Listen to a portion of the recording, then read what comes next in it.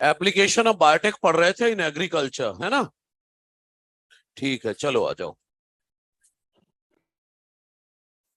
5 application शायद पढ़ भी चुके थे हम।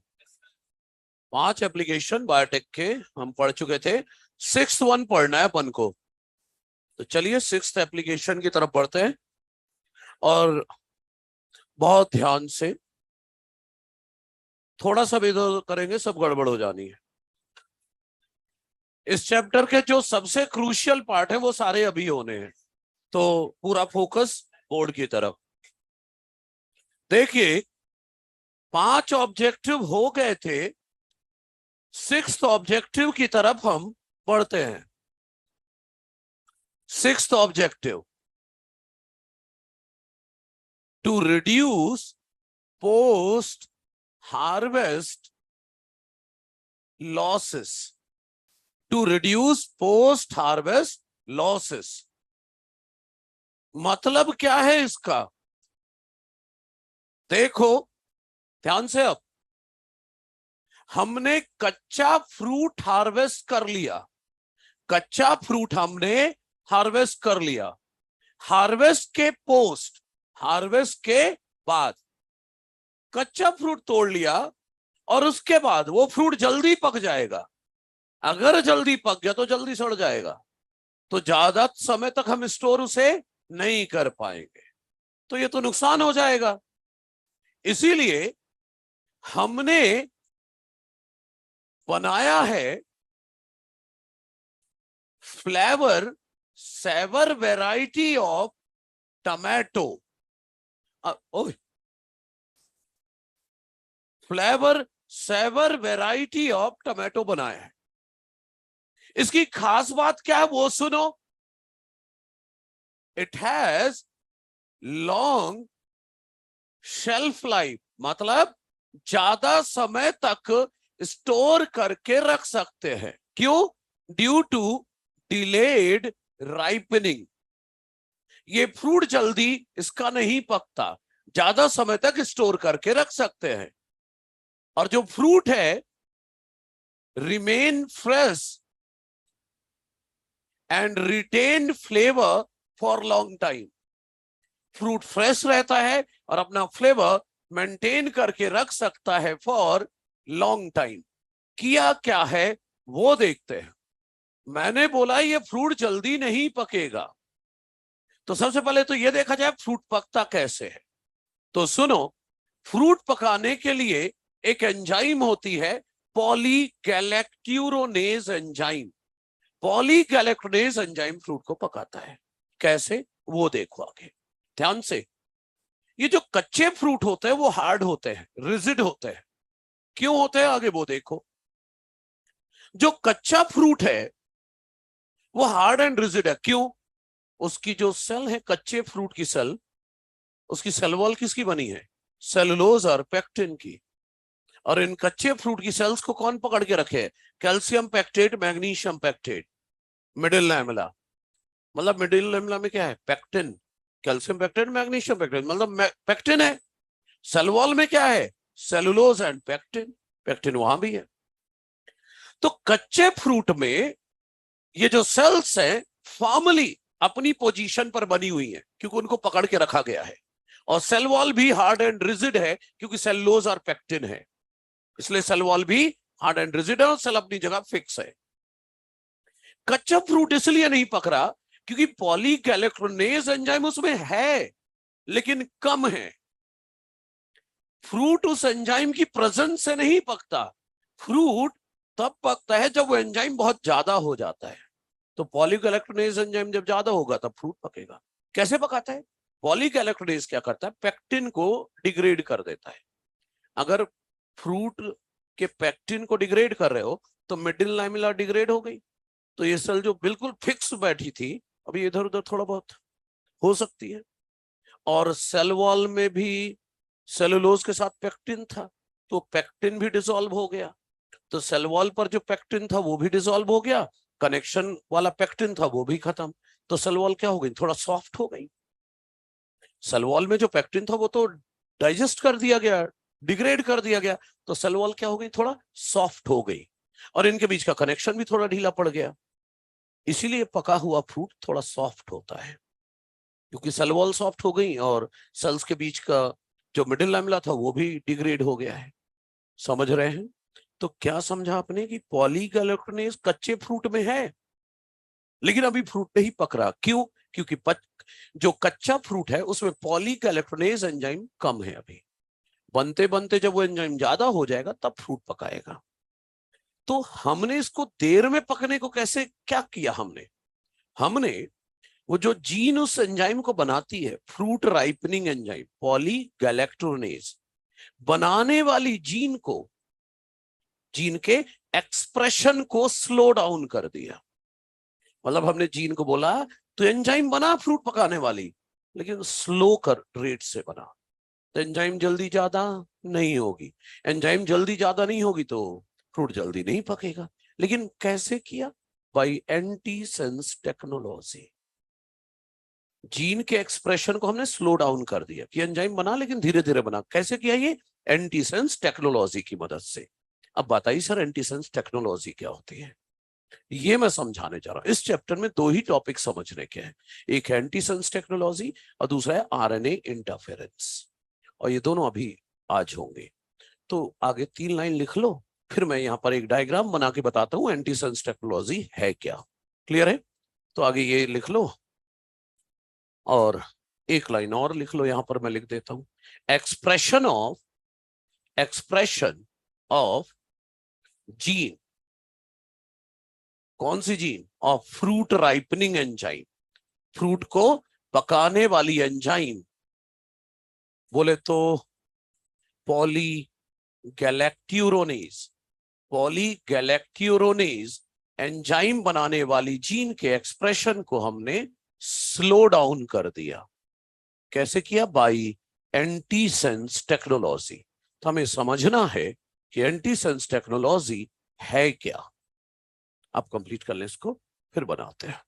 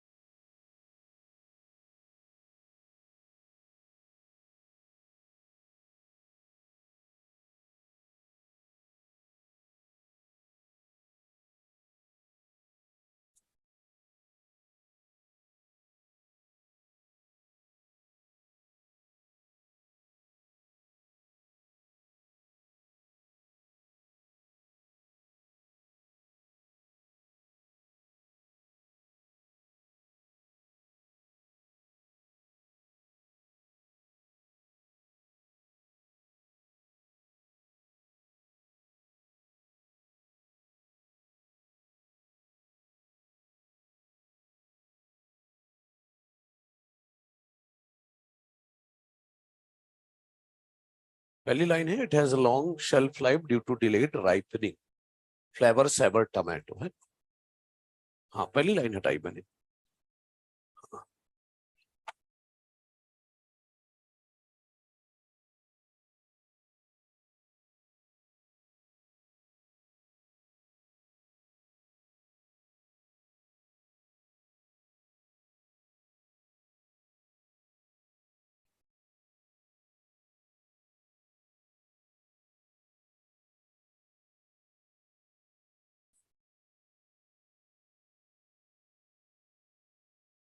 थर्ड लाइन लिखो फटाफट, फिर समझे एंटीसेंस टेक्नोलॉजी।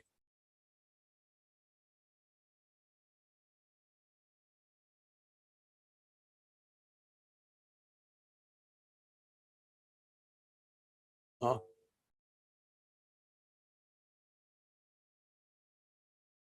वो तो सेनेसेंस हो गया ना उसका बच्चा। कैटाबॉलिज्म का रेट बढ़ जाएगा, एनाबॉलिज्म कम हो जाएगा। ठीक है, चलिए अब सुनिए। तो कुल मिला के पॉलीगैलेक्टोनेज एंजाइम बनाने के रेट को स्लो डाउन करना है। कैसे करना है? एंटीसेंस टेक्नोलॉजी से। तो सुनिए, मान लो ये सेल है प्लांट की, इधर सुनो, प्लांट सेल तो डिप्लॉयड है, अब डिप्लॉयड है तो हर क्रोमोसोम 2 बार है। तो मान लो यहाँ पर पॉलीगैलेक्टोनेज एंजाइम है बनाने वाली जीन है, तो यहाँ पर भी पॉलीगैलेक्टोनेज एंजाइम बनाने वाली ही जीन है, मतलब इस जीन की 2 कॉपी है भाई। फिर तो पॉलीगैलेक्टोनेज एंजाइम बनाने वाली जीन के 2 एलील होंगे ना, क्योंकि क्रोमोसोम 2 बार है। तो चलो, पॉलीगैलेक्टोनेज एंजाइम बनाने वाली जीन की पहली कॉपी मान लो ये रही, ये है, ये मान लो ऊपर वाला स्ट्रैंड है 5 से 3, नीचे वाला है 3 से 5, 3 से 5। ये आप सब जानते हैं, इधर प्रमोटर रखते हैं हम, इधर टर्मिनेटर। तो 5 से 3 वाला स्ट्रैंड सेंस या कोडिंग स्ट्रैंड होता है, और 3 से 5 वाला टेम्पलेट स्ट्रैंड होता है। लेकिन इस जीन की तो 2 कॉपी है, तो 2 बार बनाना होगा, तो 2 बार बना देता हूं। ये लो दूसरी कॉपी, ये 5 है, ये 3 है, ये 3 है, ये 5 है। इधर प्रमोटर है, इधर टर्मिनेटर है। ये 5 से 3 वाला स्ट्रैंड सेंस या कोडिंग स्ट्रैंड है, और ये 3 से 5 वाला टेम्पलेट स्ट्रैंड है। अभी नॉर्मल बात कर रहा हूं मैं, अभी कुछ नहीं कर रहा। टोमेटो फ्रूट में क्या होता है वो देख रहे हैं। होता क्या है, 2 जीन है, 2 कॉपी है जीन की, तो टेम्पलेट स्ट्रैंड से ही तो आरएनए बनेगा, टेम्पलेट स्ट्रैंड से ही तो आरएनए बनेगा। तो चलो, ट्रांसक्रिप्शन होता है, अभी नेचुरल बात चल रही है, ट्रांसक्रिप्शन होता है। तो टेम्पलेट स्ट्रैंड से 3 से 5 वाले से आरएनए बन गया, एमआरएनए। इधर भी 3 से 5 टेम्पलेट स्ट्रैंड से बन गया एमआरएनए। लेकिन ये यूजुअल बिहेवियर है, नॉर्मल बिहेवियर है। 3 से 5 वाला स्ट्रैंड टेम्पलेट होता है और उसी से आरएनए बनता है। तो क्योंकि नॉर्मल बिहेवियर है, इसीलिए इस एमआरएनए को कहेंगे सेंस आरएनए। 3 से 5 वाला स्ट्रैंड जो टेम्पलेट है, उसी से तो आरएनए बनता है, और ये नॉर्मल बात है। अब क्योंकि नॉर्मल बात है, इसलिए इसे क्या बोल दे रहे हैं, सेंस आरएनए। एमआरएनए है, क्या बोल रहे हैं इसको, सेंस आरएनए। अच्छा, फिर इनका ट्रांसलेशन होता है। तो जब इन एमआरएनए का ट्रांसलेशन होगा, तो प्रोटीन के नाम पर क्या बनेगा, पॉलीगैलेक्टोनेज एंजाइम। तो एमआरएनए के ट्रांसलेशन से बन रहा है पॉलीगैलेक्टोनेज एंजाइम। ये वाला भी बना रहा है पॉलीगैलेक्टोनेज एंजाइम। तो पॉलीगैलेक्टोनेज एंजाइम जो है, दोनों जीन कॉपी बना रही है, दोनों जीन कॉपी एंजाइम बनाने में लगी है। तो एंजाइम जल्दी ज्यादा हो जाता है, जल्दी ज्यादा हो जाता है तो फ्रूट जल्दी पक जाता है। इसी को रोकना है। बात समझ रहे, ये नेचुरल, अभी हमने कुछ नहीं किया है। इसके पास उस जीन की 2 कॉपी है, दोनों जीन से एंजाइम बन रहा है, एंजाइम बन रहा है तो जल्दी एंजाइम ज्यादा हो जाएगा, एंजाइम जल्दी ज्यादा हो जाएगा तो फ्रूट जल्दी पक जाएगा। इसको रोकना है, तो क्या करने वाला हूं मैं, वो देखो। इस जीन की 1 कॉपी मैं बनाने वाला हूं, एक इसी जीन की 1 कॉपी मैं बनाने वाला हूं एज इट इज। बस प्रोमोटर और टर्मिनेटर की पोजीशन बदल दूंगा। प्रोमोटर और टर्मिनेटर की पोजीशन बदलने से टेम्पलेट स्ट्रैंड कोडिंग हो जाता है, कोडिंग स्ट्रैंड टेम्पलेट हो जाता है। याद आया कुछ, बस ये करना है। तो चलो बनाता हूं इस जीन की 1 कॉपी। इस जीन की 1 कॉपी मैं बना रहा हूं। ये ऊपर वाला स्ट्रैंड अभी भी मैं 5 से 3 रख रहा हूं, नीचे वाला 3 से 5। बस क्या किया, टर्मिनेटर इधर रख दिया, प्रोमोटर इधर रख दिया, बस इतना ही किया है। ट्रांसफर कर दो प्लांट में with the help of TI plasmid vector. तो चलो, जीन यहां आ गई प्लांट सेल में। ये 5 से 3, ये 3 से 5, ये टर्मिनेटर, ये प्रमोटर, सब कुछ वही है, बस प्रमोटर टर्मिनेटर बदल दिया। तो क्या हो गया, जो कोडिंग स्ट्रैंड था अभी तक ऊपर वाला, वो टेम्पलेट स्ट्रैंड हो गया, और जो टेम्पलेट स्ट्रैंड था वो कोडिंग स्ट्रैंड हो गया। बात समझ में आ रही है। अब जब ये ट्रांसक्रिप्शन करेगा, तो टेम्पलेट स्ट्रैंड तो ऊपर वाला है, तो ऊपर वाले स्ट्रैंड से आरएनए बनेगा। आरएनए अब ऊपर वाला स्ट्रैंड बनाएगा, ट्रांसक्रिप्शन होगा तो ठीक है, टेम्पलेट स्ट्रैंड से आरएनए बना। तो अब जो आरएनए बन रहा है, टेम्पलेट स्ट्रैंड ऊपर वाला है तो ऊपर वाले से बन रहा है, ये आरएनए बन रहा है। ये सारी जीन एक जैसी है, तो आरएनए जो बनेगा सब सेम होगा, बस कुछ अंतर है। देखो, ये जीन और ये जीन सब सेम तो है, लेकिन इधर नीचे वाले स्ट्रैंड से टेम्पलेट था, तो नीचे वाले स्ट्रैंड से आरएनए बन रहा था। अब ऊपर वाला स्ट्रैंड टेम्पलेट है तो ऊपर वाले से आरएनए बन रहा है। याद है, एक ही डबल स्ट्रैंडेड आरएनए डीएनए से, दोनों स्ट्रैंड से अगर डीएनए बनेगा, डीएनए से जो आरएनए बनेगा तो एक दूसरे के कॉम्प्लीमेंट्री होंगे। तो ये जो आरएनए बना, ये आरएनए सेंस आरएनए का कॉम्प्लीमेंट्री है, इसलिए इसका नाम रखा हमने एंटी सेंस आरएनए। क्यों नाम रखा? क्योंकि ये सेंस आरएनए के कॉम्प्लीमेंट्री है। सही है। अब कॉम्प्लीमेंट्री है तो बेस पेयरिंग करेंगे और डबल स्ट्रैंडेड हो गया। बीइंग कॉम्प्लीमेंट्री, बेस पेयरिंग होगी and become double stranded. Double stranded RNA बन गया, है ना, डबल स्ट्रैंडेड हो गया। तो आरएनए कैसा हो गया? डबल स्ट्रैंडेड हो गया। और अगर डबल स्ट्रैंडेड आरएनए हो गया तो ट्रांसलेशन नहीं होगा, मतलब पॉलीगैलेक्टुरोनेज एंजाइम नहीं बनेगी। पॉलीगैलेक्टोनेज एंजाइम नहीं बनेगी तो पेक्टिन का डिग्रेडेशन नहीं होगा, पेक्टिन का डिग्रेडेशन नहीं होगा। सेल वॉल सॉफ्ट नहीं होगी, सेल वॉल सॉफ्ट नहीं होगी, no softening of cell wall. तो शेल्फ लाइफ बढ़ गई या नहीं? ज्यादा समय तक स्टोरेज बढ़ गया। सर आपने तो ये थोड़ी ना प्रूव किया कि लेट पकेगा, आपने तो ये प्रूव कर दिया कि फ्रूट कभी पकेगा ही नहीं। यही किया है क्या? हा? नहीं। अच्छा, अंतर पता चला। पहले दो जीन एंजाइम बना रही थी तो एंजाइम जल्दी ज्यादा हो जाता था, तो फ्रूट जल्दी पक जाता था। अब एक कॉपी मैंने और डाल दी, वो बना रहा है एंटी सेंस आरएनए, ये सेंस तो जुड़ के डबल स्टैंडर्ड हो गया। मतलब अब ये वाला जीन एंजाइम नहीं बना रहा, ये एंजाइम नहीं बना रहा। तो जब ये एंजाइम नहीं बना रहा तो एंजाइम सिर्फ अब एक ही जीन कॉपी बना रहा है। पहले दो जीन कॉपी एंजाइम बनाते थे, लेकिन अब केवल एक ही जीन कॉपी एंजाइम बना रहा है। तो एंजाइम का प्रोडक्शन रेट स्लो हो गया। तो एंजाइम अब जल्दी जल्दी नहीं बनेगा, धीरे धीरे बनेगा। तो एंजाइम जल्दी ज्यादा नहीं होगा, एंजाइम जल्दी ज्यादा नहीं होगा तो फ्रूट को ज्यादा समय तक स्टोर कर पाएंगे। यही तो चाहते थे, लेकिन कर कैसे पाए? With the help of antisense RNA. इसीलिए टेक्नोलॉजी का नाम है एंटीसेंस टेक्नोलॉजी, दैट्स ऑल। समझ गए? ये है मामला। मतलब दो जीन उसके पास पहले से थी, एक एक्स्ट्रा और डाल दी। और एक बार दोबारा याद दिला देता हूं, जब भी मैं बोलता हूं जीन प्लांट में डाला ना, एक प्लांट सेल में डाला, एक प्लांट सेल में डाला और टिश्यू कल्चर से पूरा प्लांट बना लिया, तो प्लांट की हर सेल में पहुंच गई जी। समझ रहे हैं?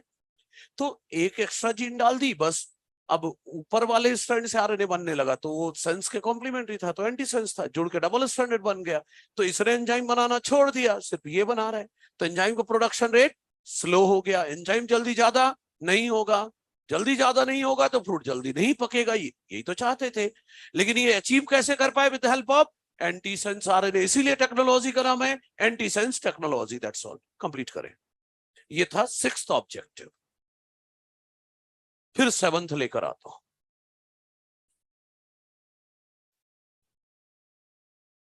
तो तू क्या चाहता है? फ्रूट ना पके?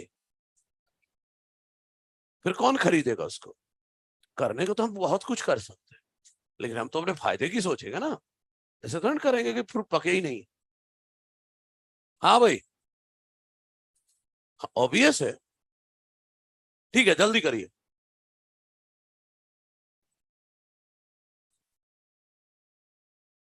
अरे इथाइलिन हार्मोन ही पॉलीगैलेक्ट्रोनेज एंजाइम को, पॉलीगैलेक्ट्रोनेज चीन को इंड्यूस करता होगा, तब एंजाइम बनता है, फ्रूट पकता है। ठीक है भाई, ठीक है, जल्दी कर लीजिए इसको।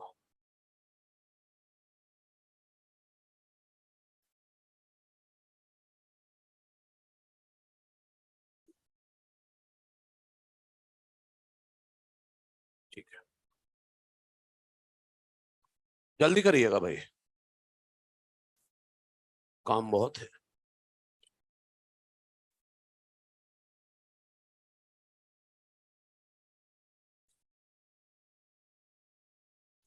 मतलब 6 ऑब्जेक्टिव हो गए, 7 पढ़ने हैं, 7 का ए और बी।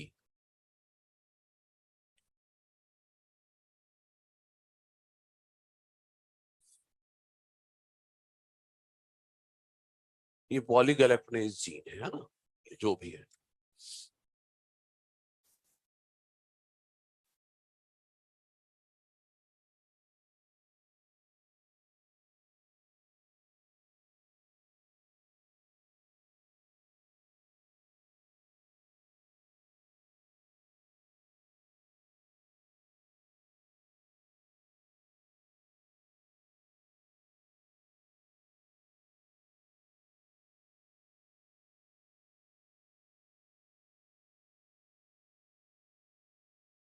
सोच रहा है क्या कर रहा है? बोर्ड में आ जाएगा ये एंटीसेंस टेक्नोलॉजी क्या है, क्या लिख के आएगा है? बोर्ड के लेवल का भी एंटीसेंस टेक्नोलॉजी और आरएनएआई बेवजह नहीं पढ़ रहे हैं। अच्छा छोड़ देंगे, हाँ ये तो किया जा सकता है, ये गुड ऑप्शन है।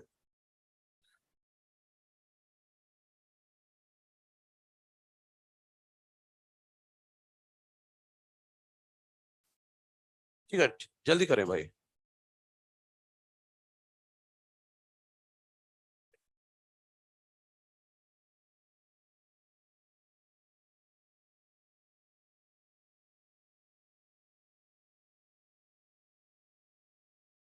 ये लाइन खींचने वाले तो बिना लाइन खींचे बना जल्दी, रफ डायग्राम बनाने हैं।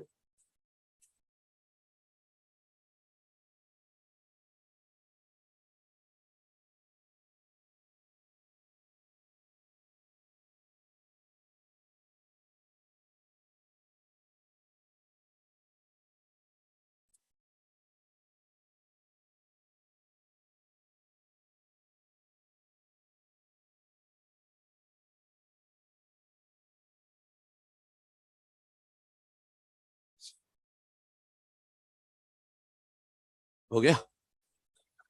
नहीं, जल्दी करो। कोई बात नहीं, मुझे कोई हड़बड़ी नहीं है, टारगेट मेरा फिक्स है। आपको हड़बड़ी होनी चाहिए। नहीं है फिर तो कोई दिक्कत ही नहीं है, आराम से करो फिर।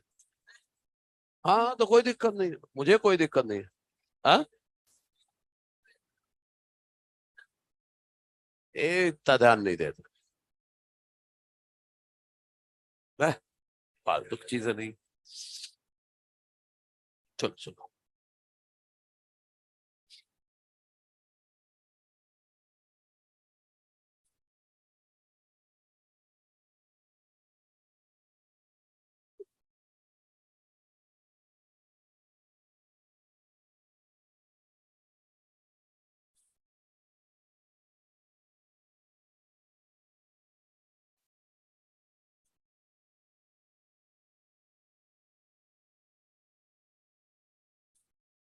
7 का ए और बी में ही काफी टाइम लगने वाला है।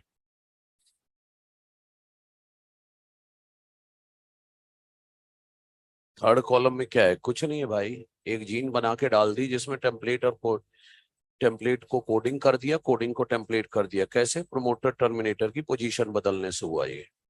मॉलिक्यूलर बायो में पढ़ाया था, ट्रांसक्रिप्शन टॉपिक के अंदर पढ़ाया था ना वहां पर। प्रमोटर टर्मिनेटर बदल दे तो टेम्पलेट कोडिंग हो जाता है, कोडिंग टेम्पलेट। तो अब दूसरे स्ट्रैंड से आरएनए बन रहा है, तो दोनों इधर की तरफ नीचे वाले स्ट्रैंड से आरएनए बन रहे हैं, उधर ऊपर वाले स्ट्रैंड से, दोनों आरएनए कॉम्प्लीमेंट्री है, जुड़ गए, डबल स्ट्रैंडेड आरएनए बन गया, एंजाइम ही नहीं बनेगी।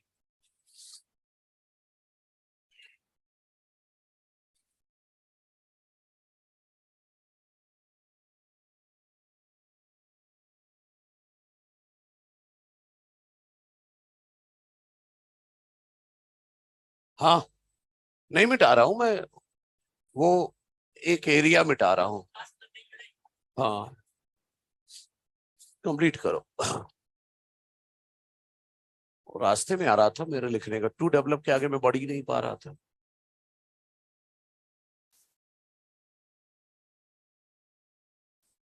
और जो रास्ते में आएगा वो तो मिटेगा भाई।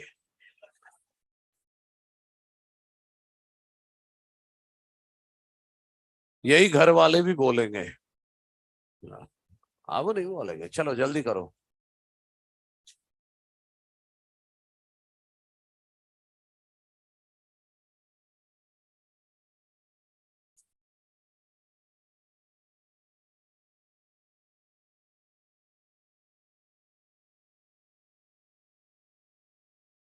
हाँ,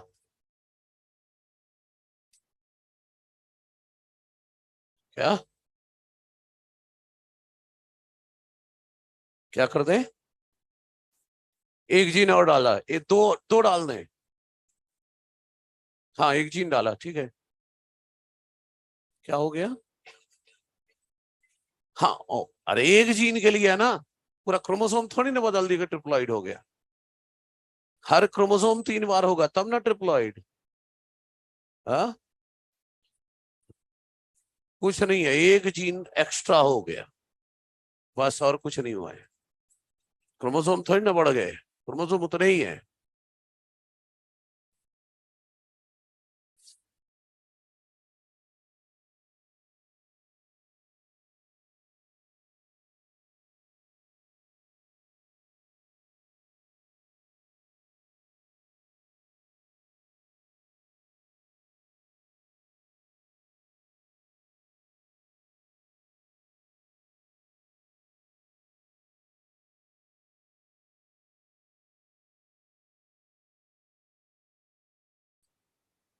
ठीक है, ये सब खत्म करके 7 की तरफ बढ़ते हैं।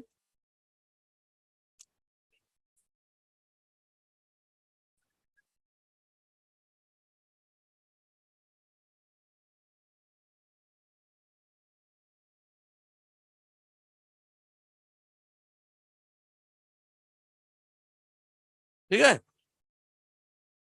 चलो लिखो। अब क्या है, नीचे मिट गया तो ऊपर का क्या बचा? हाँ, इतना स्लो ना रहे भाई, ये थोड़ा ना कि हम 9 बजे तक पढ़ेंगे। तो 6 और 7 भी ना कर पाए तो फिर क्या किया?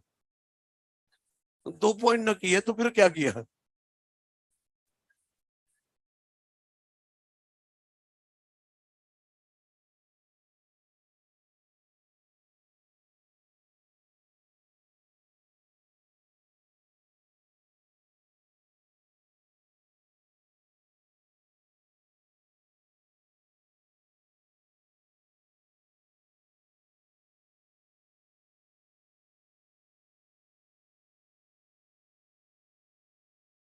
ठीक है, चलिए आइए, देखिए।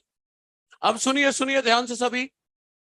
Application of biotech in agriculture, आखिरी ऑब्जेक्टिव, आखिरी एप्लीकेशन बायोटेक का जो एग्रीकल्चर में पढ़ना है वो है 7th, to develop pest resistant plant.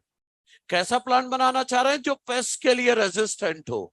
अगर हमने ऐसा प्लांट बना लिया जो पेस्ट के लिए रेजिस्टेंट है, तो पेस्ट से तो कोई नुकसान होगा ही नहीं, तो ईल्ड तो बढ़ जाएगी। और पेस्ट से खुद ही रेजिस्टेंट है, तो केमिकल पेस्टिसाइड का यूज भी नहीं करना पड़ेगा। तो ठीक तो लिखा है मैंने, paste resistant plant increase yield and reduce Reliance. Reliance मतलब डिपेंडेंस ऑन केमिकल पेस्टिसाइड कम कर देगा।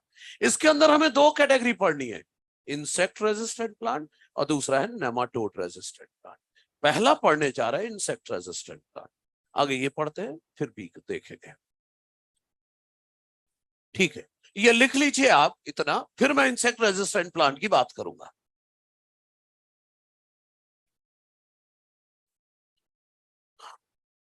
ये इंट्रोडक्शन लिख लो, फिर इंसेक्ट रेजिस्टेंट प्लांट से शुरुआत करता हूं।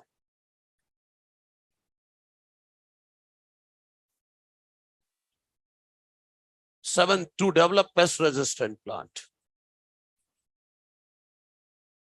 Paste resistant plants increase yield and reduce reliance या डिपेंडेंस ऑन केमिकल पेस्टिसाइड्स। इसमें दो पढ़ना है, इंसेक्ट रेजिस्टेंट और नेमाटोड रेजिस्टेंट प्लांट।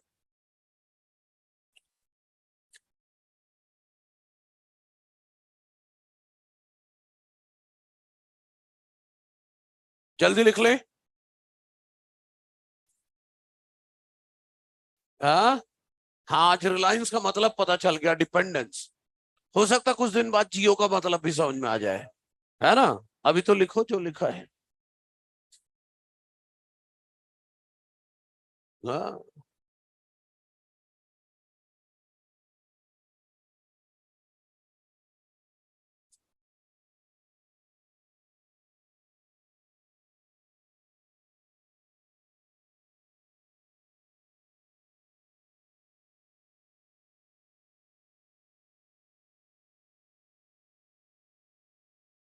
ओके ठीक है, चलिए ध्यान से सुनिए अब इंसेक्ट रेजिस्टेंट प्लांट्स के बारे में।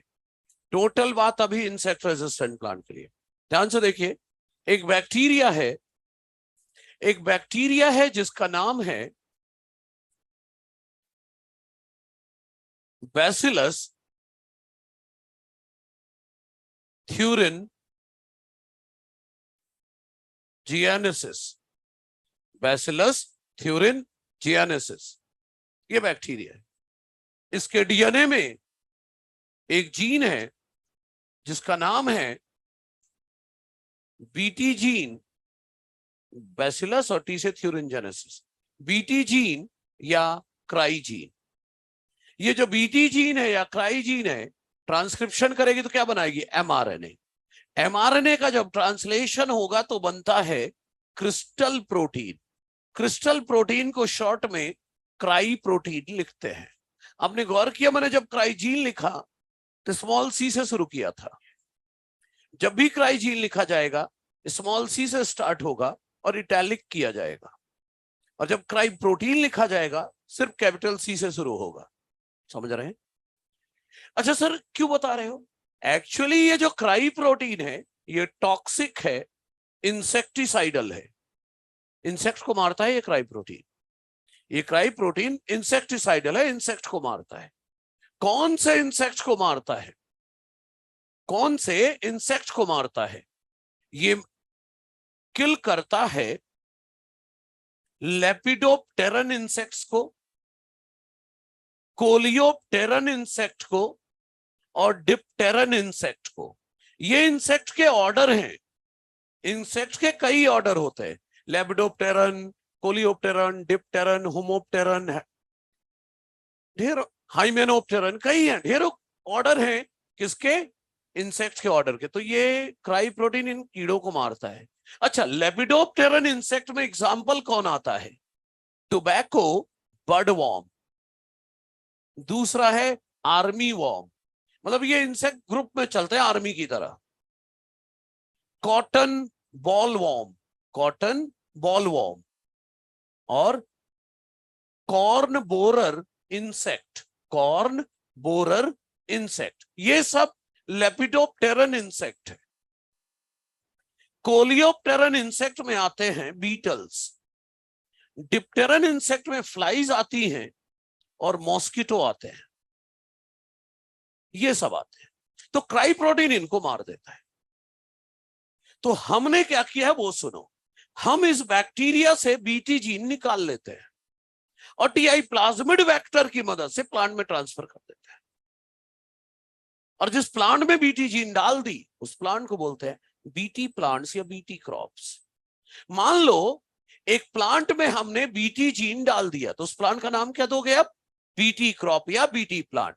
और अगर बीटी क्रॉप है ये, तो इसमें भी तो बीटी जीन है, तो इसमें भी तो क्राई प्रोटीन बनेगा, इसमें भी क्राई प्रोटीन बनेगा। अच्छा गौर करिएगा ध्यान से, इंग्लिश में बोल देता हूं, समझ लेना। क्या?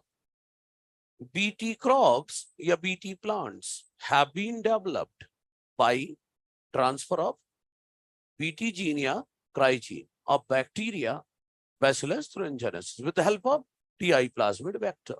TI plasmid vector की मदद से ये जीन प्लांट में डाल देते हैं। तो प्लांट क्या हो गया?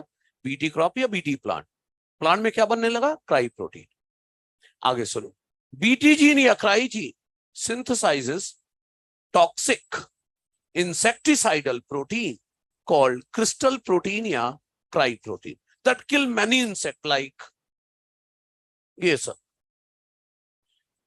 जब तक क्राई प्रोटीन बैक्टीरिया के अंदर है, प्लांट में है, तब तक ये इनसॉल्युबल है, इनएक्टिव है, क्रिस्टल फॉर्म में है, इनएक्टिव है। और अगर ये इनएक्टिव है तो क्राई प्रोटीन को बोलूं कि प्रोटॉक्सिन है। इनएक्टिव टॉक्सिन को क्या बोलोगे? प्रोटॉक्सिन। कोई बोले ये एक्सोटॉक्सिन है या एंडोटॉक्सिन है? सेल के अंदर बन रहा है तो एंडोटॉक्सिन ही हुआ। तो क्राई प्रोटीन कैसा टॉक्सिन है? एंडोटॉक्सिन है। अच्छा सुनिए, मैं ये बोल रहा हूं cry protein never kill its own bacteria, कभी अपनी बैक्टीरिया को नहीं मारे। क्यों? As in bacteria it is found in insoluble inactive crystal form. insoluble inactive crystal form में पाया जाता है. inactive इसलिए क्या बोल दिया, प्रोटॉक्सिक. प्लांट के अंदर हो या बैक्टीरिया के अंदर है तब तक ये इनएक्टिव है. किसी इंसेक्ट ने खाया इसको, पत्ती को, कोई इंसेक्ट आया अटैक करने और पत्ती को खाया थोड़ा सा. जब पत्ती को थोड़ा सा खाया तो साथ में क्राई प्रोटीन भी अंदर चला गया. इनसॉल्युबल इनएक्टिव क्राई प्रोटीन पहुंच गया गट में. गट में इसके अल्केलाइन पीएच है. अल्केलाइन पीएच मिलते ही ये क्राई प्रोटीन सॉल्युबल हो गया और एक्टिव हो गया. हमें कोई तकलीफ नहीं देगा क्योंकि हमारे में शुरुआत में एसिडिक पीएच मिलेगा, वो भी हाईली एसिडिक पीएच, इतना एसिडिक कि ये जल के राख हो जाएगा क्राई प्रोटीन. हमें कोई नुकसान नहीं है. समझ रहे हैं? अच्छा, गट में पहुंचा इंसेक्ट के तो इसे मिल गया एल्केलाइन पीएच, ये एक्टिव हो गया क्राई प्रोटीन. एक्टिव हो गया तो क्या करेगा? एक्टिव होने के बाद मान लो ये इंसेक्ट का मिडगट है, एलिमेंट्री कैनाल का कोई भी पार्ट हो, उसमें अंदर की तरफ there is a lining of cells, इसे बोलते हैं एपिथेलियल सेल्स.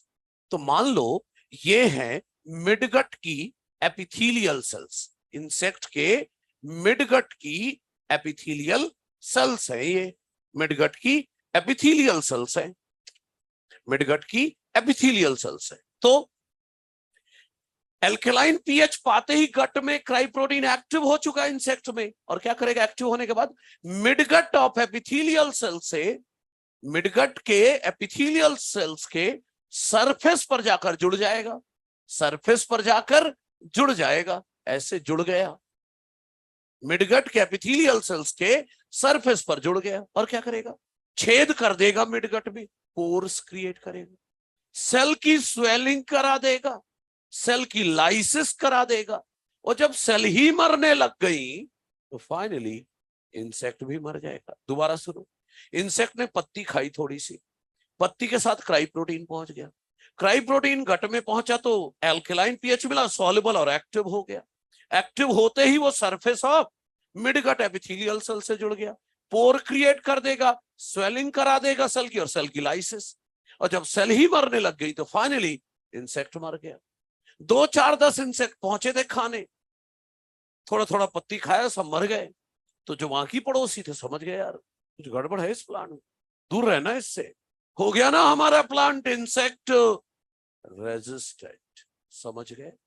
ओके, एक बात और, ये जो बीटी जीन होती है या क्राई जीन होती है, बीटी जीन या क्राई जीन, ये सेवरल टाइप्स के होते हैं.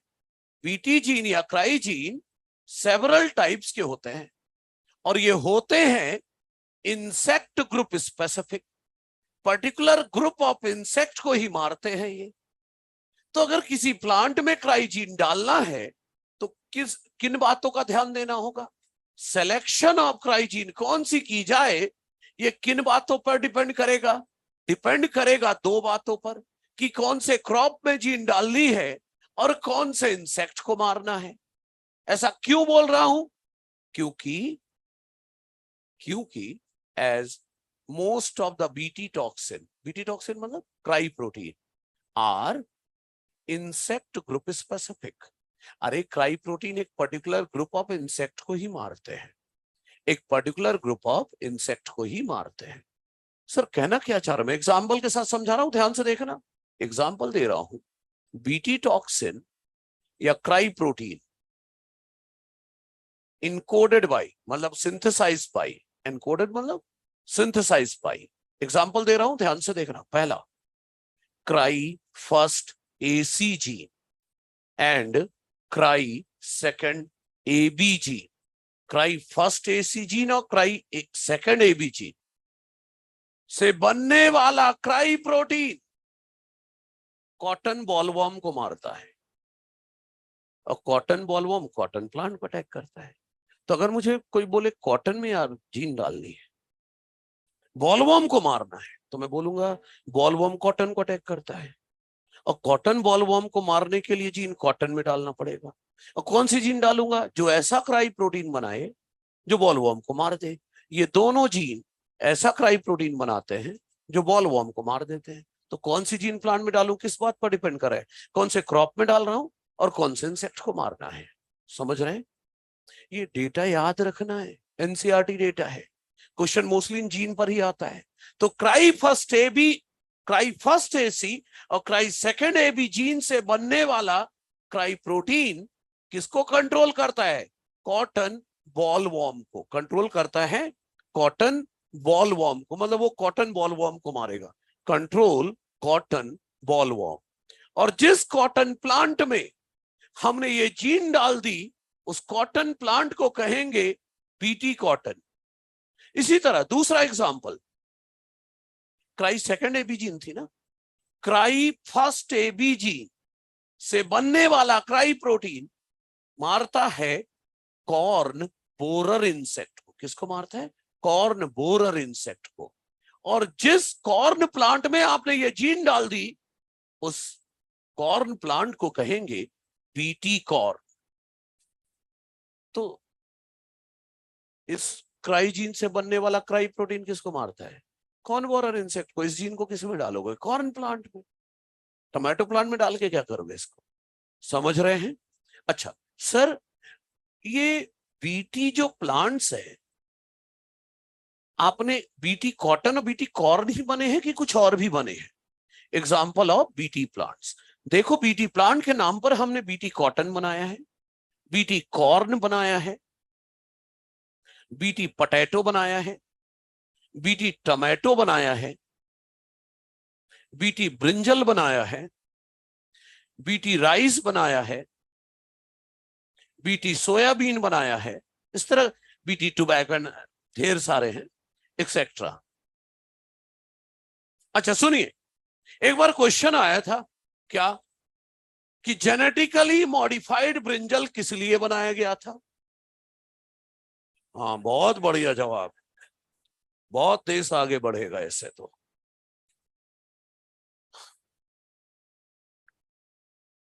तो जेनेटिकली मॉडिफाइड ब्रिंजल के नाम पर मैं आपको बता दूं बीटी ब्रिंजल बना है। तो बीटी ब्रिंजल क्यों बना है? Insect resistance.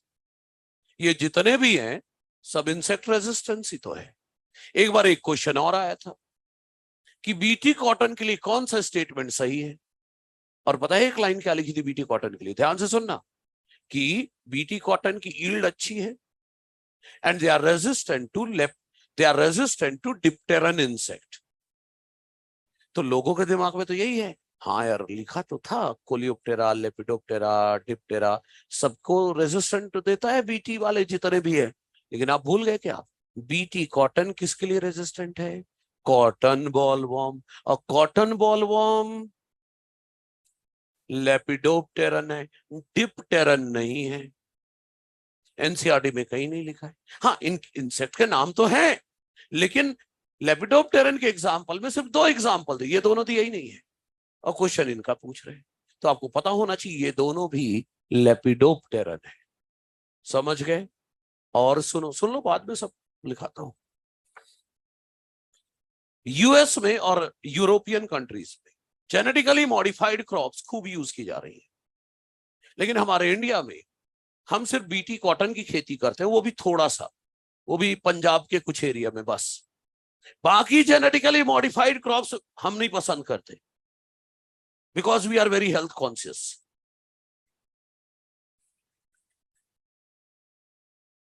कंसर्न सुन लो। पहला कंसर्न कि ऐसा भी तो हो सकता है कि जेनेटिकली मॉडिफाइड क्रॉप्स के पॉलन ग्रेन एलर्जिक हो, जेनेटिकली मॉडिफाइड क्रॉप्स के पॉलन ग्रेन एलर्जिक हो और उनसे एलर्जिक फीवर होने लगे, लोगों को हे फीवर जैसा कुछ होने लगे। यूरोप वालों को कुछ नहीं हो रहा है, हमें हो गया तो ठीक। दूसरा तो जेन्युइन कंसर्न है, दूसरा जेन्युइन है। यहां इंडियन कॉटन उग रहा है, इधर बीटी कॉटन उगाया जा रहा है। बीटी कॉटन के पॉलन ग्रेन उड़कर इंडियन कॉटन को पॉलिनेट कर दे तो फिर तो ये हाइब्रिड बन जाएगा। Indian cotton into BT cotton एक हाइब्रिड बन गया। तो अगर ऐसे ही चलता रहा तो आने वाले टाइम पर इंडिया का जो नेचुरल कॉटन वेराइटी है will lose its existence, loss of biodiversity. ये जेन्युइन कंसर्न है। तीसरा जब भी हम रिकम्बिनेंट डीएनए टेक्नोलॉजी से कुछ भी बनाते हैं तो उसमें हम वेक्टर यूज करते हैं, जैसे वायरस यूज करते हैं। बीमारी वाली जीन हटाने के बाद मान लो हमने जेनेटिकल, हमारा कंसर्न क्या है कि हमने जेनेटिकली मॉडिफाइड फूड खाया, उसमें कौन सा वेक्टर यूज हुआ था उसको बनाने में? एक वायरस, जिसमें बीमारी वाली जीन हटा दी गई थी। अब हम ये सोच रहे हैं कि मान लो हमने जेनेटिकली मॉडिफाइड फूड खाया जिसको बनाने में वायरस यूज हुआ था, बीमारी वाली जीन हटा दी गई थी, लेकिन हमारी बॉडी में आकर किसी तरह जुगाड़ करके वो अपनी बीमारी वाली जीन फिर से पा जाए तो? ऐसा कभी नहीं होगा, ऐसा कभी नहीं होगा। वो जैसे आप लोग नहीं टेस्ट के समय ओवर थिंक करके आंसर देकर आते हैं, वो वाली बात है। तो कुल मिला के मैं ये कहना चाह रहा हूं, अभी तो बीटी कॉटन ही इंडिया में उगाया जाता बस। फ्यूचर लेकिन इन्हीं का है। जब कोई रास्ता नहीं दिखेगा तो फिर यही यूज करेंगे हम भी। जब तक चॉइस है तब तक चल रहा है। समझ गए? चलिए अब लिखिए एक तरफ से, इंसेक्ट रेजिस्टेंट प्लांट हेडिंग पढ़ चुकी थी, अब लिखे यहां पर बीटी क्रॉप्स। डायग्राम वायग्राम कुछ नहीं, थ्योरी जो मैं बोल रहा हूं वो लिखना है। इंसेक्ट रेजिस्टेंट प्लांट में थ्योरी लिखिए। बीटी प्लांट्स और बीटी क्रॉप्स, बीटी प्लांट्स और बीटी क्रॉप्स, बीटी प्लांट्स और BT crops have been developed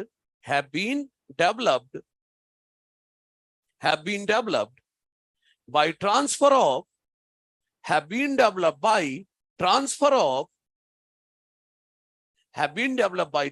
of BT gene और cry gene, by transfer of BT gene और cry gene, स्मॉल सी से लिखना cry gene को, BT gene और cry gene of bacteria, Bt gene और cry gene of bacteria, bacteria का नाम लिख दीजिए बैसिलस थुरिंजियनेसिस।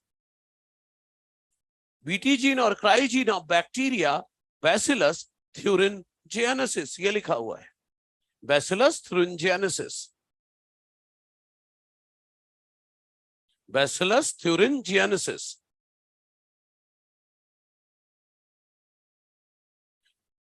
इसी को आगे कंटिन्यू करो।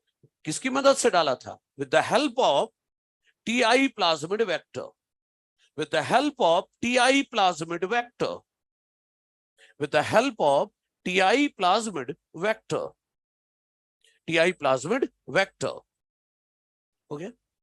अगला पॉइंट, बीटी जीन और क्राई जीन, बीटी जीन और cry gene synthesizes, Bt gene और cry gene synthesizes toxic insecticidal protein, toxic insecticidal protein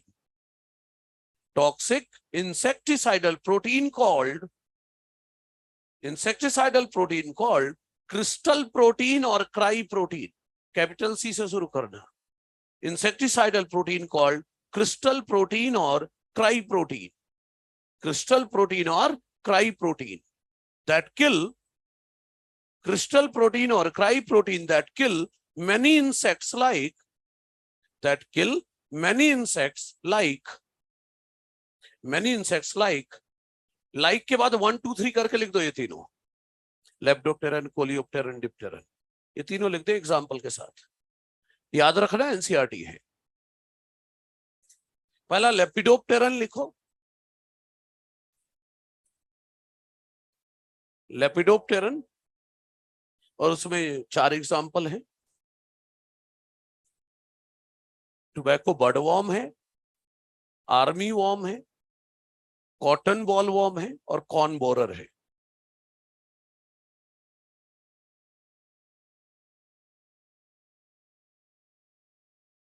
tobacco bud worm, army worm, cotton boll worm, corn borer insect है। Corn borer insect. आज के बाद जब भी भुट्टा उट्टा खाना ना, देखना जो भुट्टा आप खाते हो उसमें कहीं कहीं पर, मक्का जो खाते हो उसमें बीच में कहीं एक छेद में बड़ा सा कीड़ा होगा, वो कॉर्न बोरर इंसेक्ट होता है। नहीं, मैं नहीं बोल रहा हूँ फ्राई करके खा जाओ उसको, ये सब नहीं बोल रहा हूं मैं, लेकिन हाँ होता है। अच्छा, दूसरा, कोलियोप्टेरन में बीटल्स और डिप्टेरन में फ्लाइज और मॉस्किटो। डिप्टेरन में फ्लाइज और मॉस्किटो।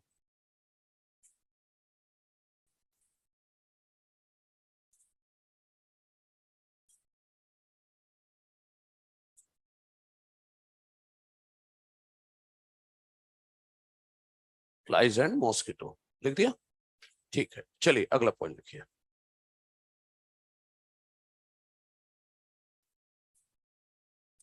फ्लाइज और मॉस्किटो। अगला लिखिए, क्या कि क्राई प्रोटीन क्यों नहीं मारता खुद की बैक्टीरिया को। लिखे, cry protein never kill, cry protein never kill, cry protein never kill its own bacteria. Cry protein never kill its own bacteria, never kill its own bacteria, as in bacteria, cry protein never kill its own bacteria, as in bacteria, it is found in, as in bacteria, it is found in insoluble, it is found in insoluble, inactive crystal form, insoluble, inactive crystal form, insoluble, inactive crystal form। Bracket में लिख दो ना protoxin, अरे मतलब वही inactive toxin. Next point लिखो, protoxin, inactive toxin को protoxin. अच्छा, अगला लिखे, but when ingested bye insect, insect खाएगा तो क्या होगा।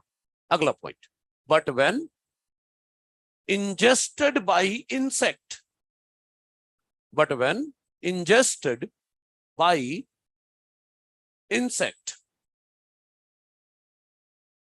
कॉमा लगा के लिखो, insoluble, but when ingested by insect, comma लगा कर लिखे, insoluble, inactive, insoluble, inactive crystal protein, insoluble, inactive crystal protein becomes soluble, insoluble, inactive crystal protein becomes soluble and active, becomes soluble and active due to, soluble and active due to alkaline pH, soluble and active due to alkaline pH of gut, due to alkaline pH of gut। फिर क्या करेगा active होने के बाद, and binds to, जुड़ जाएगा, and binds to surface of, midgut epithelial cells, and binds to surface of midgut epithelial cells, surface of midgut epithelial cells, and create, और क्या करेगा, and create pores, and cause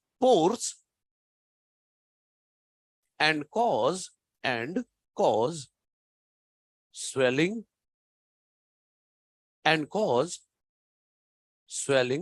and lysis of cells, binds to surface of midgut epithelial cells and create pores and cause swelling and lysis of cells, and finally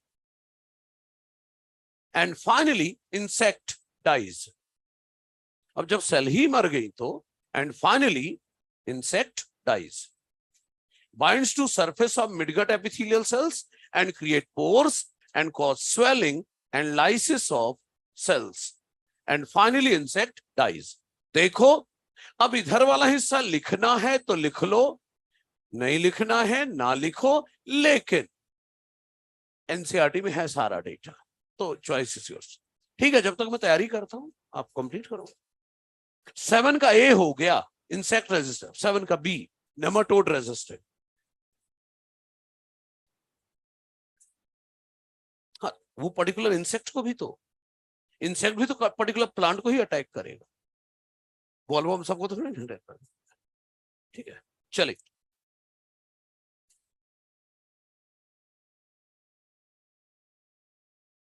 हाँ,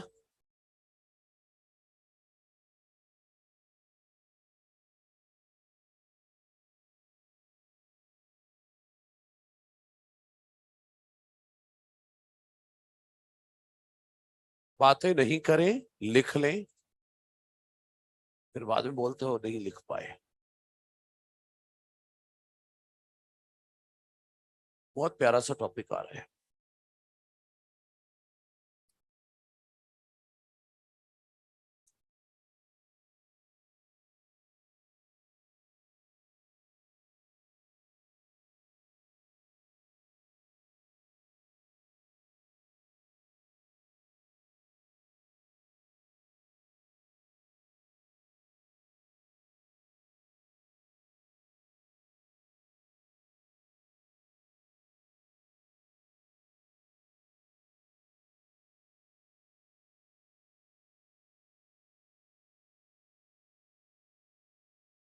हाँ, नाम बिल्कुल specific याद रखना है। क्राई फर्स्ट एसी और cry second AB cotton bollworm को, और क्राई सेकंड एबी नहीं, cry first AB corn borer insect.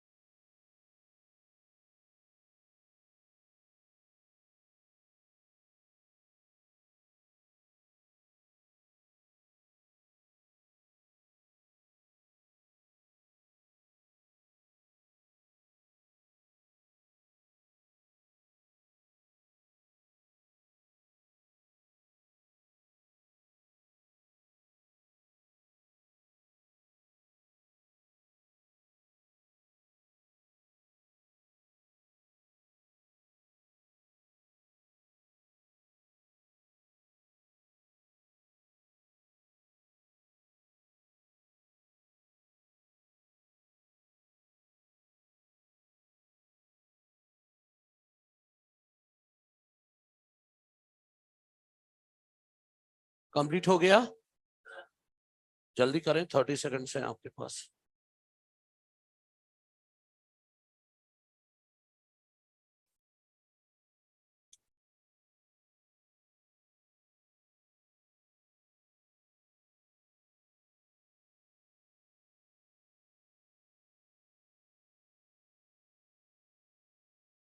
हाँ ठीक है, लिखो लिखो लिखो लिखो, जल्दी करो, जल्दी कंप्लीट करें। एग्जाम्पल ऑफ बीटी प्लांट्स रह गए हो तो खत्म करो, फिर आओ देखें। हाँ हाँ, बैक्टीरियम पहले से है। क्या?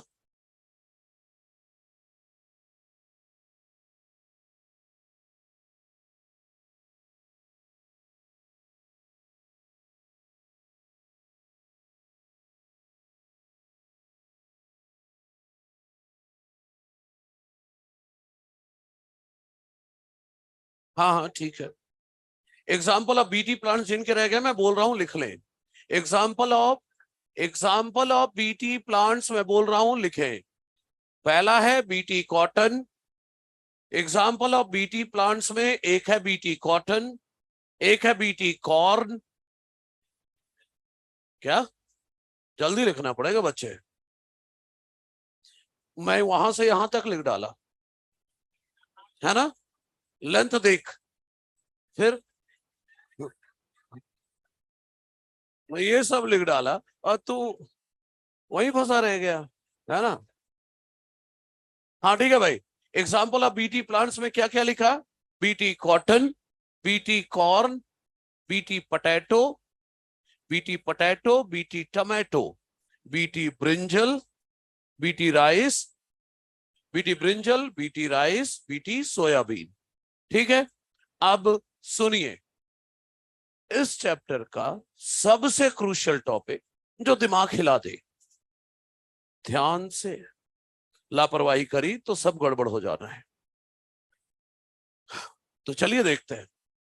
इसके दो पार्ट, दो हिस्से में समझाऊंगा। सुनिए, रुक जाइए, बाद में लिखेगा, समझने का काम। देखो, नेमाटोड जो है इन्फेक्ट करते हैं, एनसीईआरटी ऐसे शुरू करती है, नेमाटोड इन्फेक्ट करते हैं variety of plants and animals including human. लेकिन यहां पर हमारा कंसर्न क्या है? एक नेमाटोड जिसका प्यारा सा नाम है मेलॉइडेगाइनी इनकॉग्निशिया, नेमाटोड जिसका नाम है मेलॉइडेगाइनी इनकॉग्निशिया। ये क्या करता है? Cause root knot disease in many plants. Root में नॉट बना देगा। नॉट मतलब गांठ सी पड़ जाएगी, ब्लॉक कर देता है रूट को। तो ये रूट नॉट डिजीज बना दे, कॉज करेगा किसमें? मैनी प्लांट्स में, इंक्लूडिंग टोबैको प्लांट। और जिस प्लांट को ये नेमाटोड अटैक करेगा उसकी यील्ड को रिड्यूस कर देगा। तो हमने बनाया है nematode resistant tobacco plant by a novel strategy, मतलब by a unique method. Novel strategy मतलब क्या है? यूनिक मेथड से बनाया है नेमाटोड रेजिस्टेंट टोबैको प्लांट। वो यूनिक मेथड का नाम क्या है? आरएनए इंटरफेरेंस, जिसे शॉर्ट में आरएनए-आई कहते हैं। क्या करते हैं इसमें? It is a technique of gene silence. Gene को साइलेंट कर देते हैं, मतलब इनहिबिशन ऑफ जीन एक्सप्रेशन, मतलब जीन को प्रोटीन बनाने से रोक देते हैं। अरे जीन को एमआरएनए बना लेने देंगे, पूरा फोकस इधर पीछे वालों। जीन को एमआरएनए बना लेने देंगे लेकिन प्रोटीन नहीं बनाने देंगे। देखो मैंने और दूसरी बात, ये आरएनए-आई सभी में होता है, सभी यूकारियोट में। RNAi take place in all eukaryotic organism as a method of cellular defence. मतलब आपको आरएनए-आई दो तरह की पढ़नी पड़ेगी, एक नेचुरल और एक जो आपने टोबैको प्लांट में खुद कराया। समझ रहे हैं? तो टोबैको प्लांट वाला बाद में, आगे नेचुरल कैसे होता है वो देखना है। देखो मैंने बोला आरएनए-आई में क्या करते हैं, देखिए इधर, in this technique mRNA of a target gene, gene को एमआरएनए तो बना लेने दिया, mRNA of a target gene is not allowed to translate. MRNA को ट्रांसलेट नहीं होने देंगे एंड इज डिस्ट्रॉयड। और क्या करेंगे? डिस्ट्रॉय कर देंगे। किसकी मदद से? कॉम्प्लीमेंट्री डबल स्ट्रैंडेड आरएनए की मदद से। कहां से आएगा, क्या है, सब देखना है हमें। अभी आप ध्यान से सुनिए, आरएनए-आई में क्या करते हैं हम? जीन को एमआरएनए बना लेने देंगे लेकिन प्रोटीन नहीं बना देंगे, बल्कि डिस्ट्रॉय कर देंगे। किसकी मदद से? कॉम्प्लीमेंट्री डबल स्ट्रैंडेड आरएनए की मदद से। अच्छा सुनो, नेचुरल आरएनए की बात कर रहा हूं अभी, आरएनए-आई नेचुरल। मान लो, ध्यान देना, मान लो ये एक प्लांट है, इसके अंदर एक नेमाटोड आ गया, मेलाइडोगायने इनकॉग्निशिया, मेलाइडोगायने इनकॉग्निशिया नाम का पेस्ट आ गया। ये पेस्ट है, ये पेस्ट की खुद की सेल है, ये पेस्ट की खुद की सेल है। इस सेल के अंदर ये इसकी एक जीन है, ये इस पेस्ट की खुद की एक जीन है। ऐसी जीन है जो ऐसा प्रोटीन बनाता है जो इस नेमाटोड के जिंदा रहने के लिए जरूरी है। नेमाटोड के बॉडी की सेल है ये, ऐसी जीन है ये जो ऐसा प्रोटीन बनाता है जो नेमाटोड के जिंदा रहने के लिए जरूरी है। तो नेमाटोड की इस जीन ने एमआरएनए तो बना लिया, क्या कर लिया इसने, ट्रांसक्रिप्शन से एमआरएनए बना लिया। ठीक है, एमआरएनए बन गया, एमआरएनए बनने दिया, ठीक है, एमआरएनए बनने दिया, ठीक है। पता नहीं कोइंसिडेंस, नेचुरली आरएनए आई कोइंसिडेंस के बेसिस पर होगा, पता नहीं कहां से एक आरएनए आया जो इस नेमाटोड के एमआरएनए का कॉम्प्लीमेंट्री निकला। कोइंसिडेंस, कहीं से एक कॉम्प्लीमेंट्री आरएनए आ गया। तो ये आरएनए क्या हो गया, डबल स्ट्रैंडेड। और डबल स्ट्रैंडेड आरएनए का तो अभी पढ़ा आपने, ट्रांसलेशन होगा ही नहीं, ट्रांसलेशन रोक दिया या नहीं। लेकिन बात आई सर ये जादू थोड़ी ना हो रहा है, कॉम्प्लीमेंट्री आरएनए आया कहां से। ध्यान से देखिएगा, सब कुछ कोइंसिडेंस है। मतलब ये कि जिस समय, ओ भाई लिखने पढ़ने वाले इधर देखो, एनसीईआरटी ने ऐसे लिखा है ना, आप 100 बार पढ़ लो कोई हवा नहीं लगने वाली है। फिर ये सब एनसीईआरटी की लाइन समझा रहा हूं मैं, एक एक लाइन एनसीईआरटी की अभी दिखाता हूं कहां लिखी है। मैं ये बोल रहा हूं एक नेमाटोड, एक पेस्ट आया था, उसके सेल के अंदर जीन से एमआरएनए बना, एमआरएनए बनाया ही इससे पहले कि वो प्रोटीन बना था, कोइंसिडेंटली कहीं से एक आरएनए आया जो उसके एमआरएनए का कॉम्प्लीमेंट्री था, जुड़ गया, जाकर डबल स्ट्रैंडेड हो गया, लो अब ट्रांसलेशन ही नहीं होगा। लेकिन बात आई ये कॉम्प्लीमेंट्री आरएनए आएगा कहां से। तो दो रास्ते हैं। कोइंसिडेंस, कोइंसिडेंस ये हुआ कि जिस दौरान ये पेस्ट एमआरएनए बना रहा था, उसी दौरान इस प्लांट के अंदर कोइंसिडेंटली एक वायरस ने अटैक किया, और उस वायरस में जेनेटिक मटेरियल आरएनए था। जेनेटिक मटेरियल क्या था, आरएनए। और उस वायरस का आरएनए इस नेमाटोड के एमआरएनए का कॉम्प्लीमेंट्री निकला। कोइंसिडेंस, हाँ ऑब्वियस है, समझ रहे हो। या फिर इसके पास जंपिंग जीन्स थी, प्लांट के पास जंपिंग जीन, ट्रांसपोजॉन्स। ट्रांसपोजॉन को मैं मोबाइल जेनेटिक एलिमेंट भी कहता हूं। मोबाइल चलता फिरता है ना वो जंपिंग जीन, उसके पास जंपिंग जीन थी। प्लांट ने अपनी जंपिंग जीन से, बोले तो डीएनए से, डीएनए नहीं बनाया, डीएनए से आरएनए बनाया, फिर आरएनए से डीएनए बनाता है। जंपिंग जीन मान लो कोई ऐसी थी जो रेप्लिकेट करती है, डीएनए से डीएनए बनाती है, but via RNA intermediate. Replicate तो कर रहा है, डीएनए से डीएनए बना रहा है जंपिंग जीन, लेकिन आरएनए बनाने के बाद। तो मान लो प्लांट के पास एक जंपिंग जीन थी जो डीएनए से आरएनए, आरएनए से डीएनए बनाता था, और जंपिंग जीन ने जो आरएनए बनाया वो इस नेमाटोड के एमआरएनए का कॉम्प्लीमेंट्री निकला। टोटल कोइंसिडेंस, मतलब रेयर बात है ये सब, लेकिन हो सकता है। तभी देखो मैंने यहां लिखा है कि in this technique mRNA of a target gene is not allowed to translate, बल्कि डिस्ट्रॉय कर देंगे।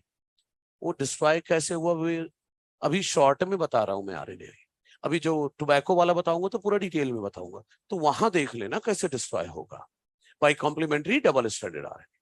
लेकिन ये कॉम्प्लीमेंट्री आरएनए आया कहां से, source of this complementary RNA पहला क्या हो सकता है, infection by virus having RNA genome. Virus आया था जिनका जेनेटिक मटेरियल क्या था, आरएनए, या मोबाइल जेनेटिक एलिमेंट या ट्रांसपोजॉन that replicate via RNA intermediate. मतलब ऐसा जंपिंग जीन था, ऐसा जंपिंग जीन था जो अपने खुद के डीएनए से आरएनए बनाता है, फिर उस आरएनए से डीएनए, तो ठीक हो गया ना, it replicate via RNA intermediate. एक बार सुन लो, पेस्ट आया, अपनी जीन से आरएनए बनाया, प्रोटीन बनाने ही वाला था, कहीं से कॉम्प्लीमेंट्री आरएनए आ गया और जुड़ गया, डबल स्ट्रैंडेड हो गया, लो ट्रांसलेशन ही नहीं हो रहा। लेकिन वो आरएनए आया कहां से, एक ये है कि वायरस का इन्फेक्शन हुआ और उस वायरस का जेनेटिक मटेरियल क्या था, आरएनए, और उस वायरस का आरएनए इसका कॉम्प्लीमेंट्री निकला। या जंपिंग जीन ने डीएनए से आरएनए बनाया, वो आरएनए कॉम्प्लीमेंट्री निकला, जुड़ गया, कॉम्प्लीमेंट्री हो गया, ट्रांसलेशन हो गया। ये जो अभी मैंने बताया ये नेचुरल आरएनए आई है। एक्चुअल में आरएनए आई कैसे होता है वो टोबैको प्लांट में अब बताने वाला हूं। ये जो मैं बोल रहा था ना, एनसीईआरटी में देख रहे हो तो आप देख सकते हो, पेज 209 डायग्राम के नीचे जो पहला पैराग्राफ है उसमें देखना, मॉड्यूल में भी है, ऐसा नहीं है मॉड्यूल में ना हो। हाँ, मॉड्यूल में देख रहे हो तो थर्ड बिंदी से देखना शुरू करो, और एनसीईआरटी में देख रहे हो तो फर्स्ट पैराग्राफ वो नेमाटोड रेजिस्टेंट प्लांट है ना, एक नीचे वो फोटो के नीचे वो वाला पैराग्राफ पढ़ो, आपको एक एक लाइन लिखी मिलेगी 209 में। फिर सेकंड पैराग्राफ भी बोलूंगा देखने को, लेकिन जब टोबैको प्लांट वाला भी थोड़ी देर बता दूं तब।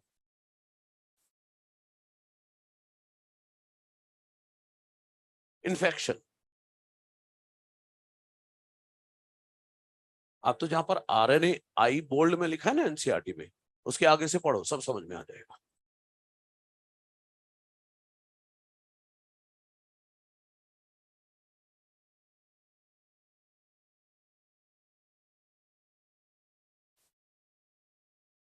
हम्म,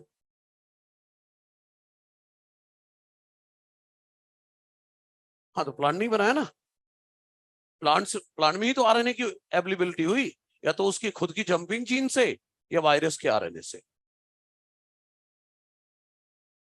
लिखा है सोर्स ऑफ कॉम्प्लीमेंट्री आरएनए क्या है, दोनों लिखे हैं ना, तो ये टोटल एनसीईआरटी है। और एनसीईआरटी ने जो सेकंड पैराग्राफ लिखा है वो टोबैको प्लांट में हमने जो किया वो है, तो वो नहीं पढ़ना है अभी, वो मैं हिंदी में बोल दूंगा, वो देखने की भी जरूरत नहीं है। तो आगे आप ये लिख लें, फिर मैं टोबैको प्लांट में कैसे किया वो दिखाने जा रहा हूं।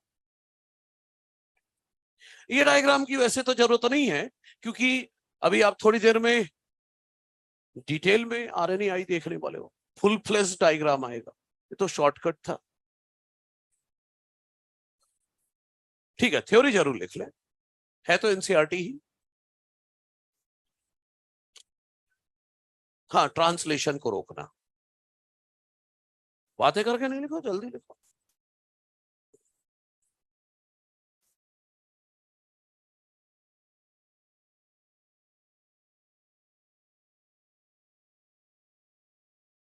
कुछ लिखा होगा, अच्छा सोच रहा है, ठीक है।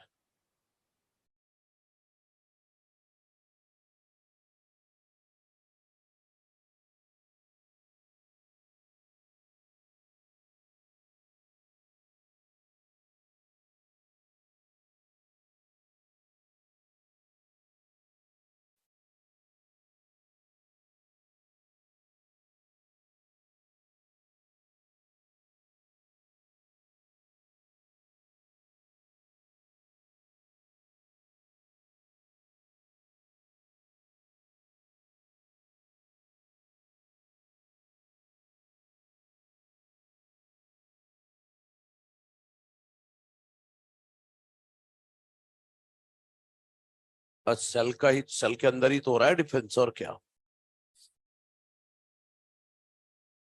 अभी देखना आप टोबैको प्लांट का जो नेमाटोड रेजिस्टेंट बताऊंगा उसमें देखना प्लांट सेल का ही रोल होगा।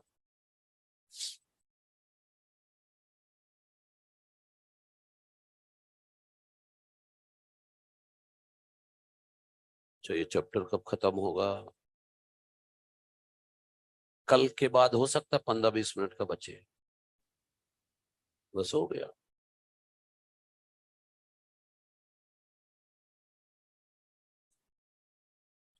हाँ बच्चे, ये आधा अधूरा है अभी आरएनए आई, जो अगला पढ़ा हूं ना उसमें डिटेल में देखना, डबल स्टैंडर्ड ही होगा, ठीक है ना।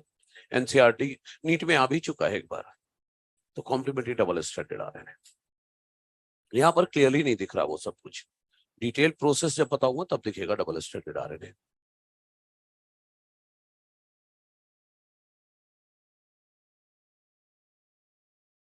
लिख ले अभी, है? हाँ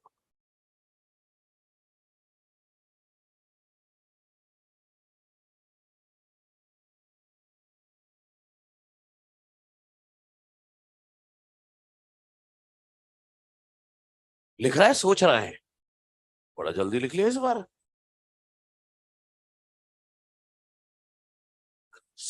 समझते रहे ना। मेन ये समझने का है, सबसे ज्यादा कष्ट देता है आरएनए। हाँ, मतलब डीएनए से आरएनए, आरएनए से डीएनए, तो बीच में आरएनए आया, वो है आरएनए इंटरमीडिएट।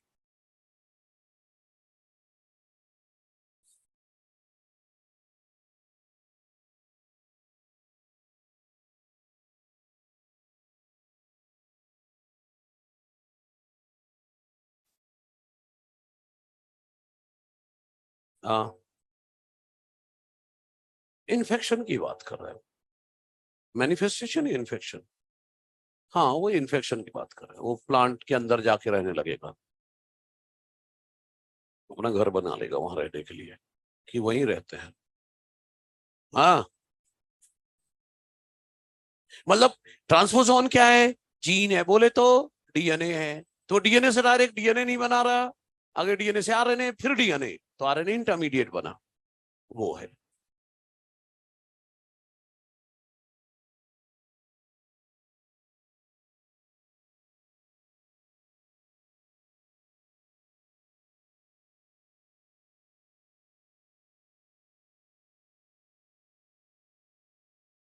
हम्म, जरूरत नहीं है, बड़ा वाला आ रहा है डायग्राम अभी, डिटेल वर्जन।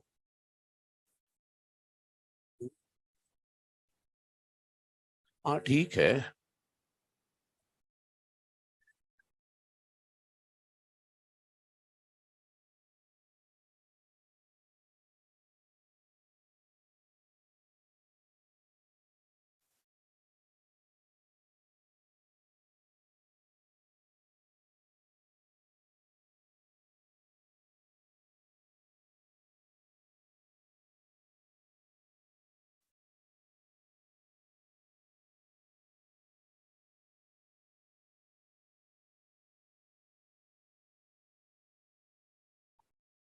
ना, दूसरा डायग्राम आ रहा है, बोर्ड भर के आ रहा है, उसे बनाना बड़ी आराम से।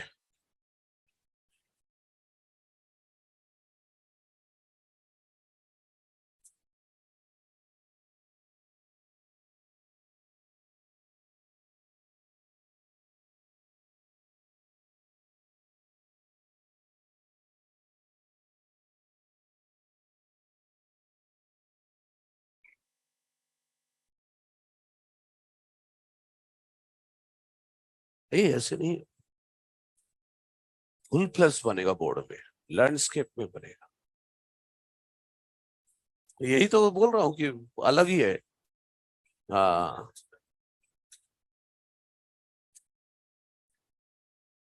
देख ले, हो सकता है बन जाए, छोटा छोटा बनाएगा तो। अच्छा चलिए, अब आ जाइए और ध्यान से देखिए आरएनए आई। आप देखो देखो देखो, इधर ध्यान सुनो, अपने दिमाग का भरपूर उपयोग करें और ध्यान से समझे आरएनए आई।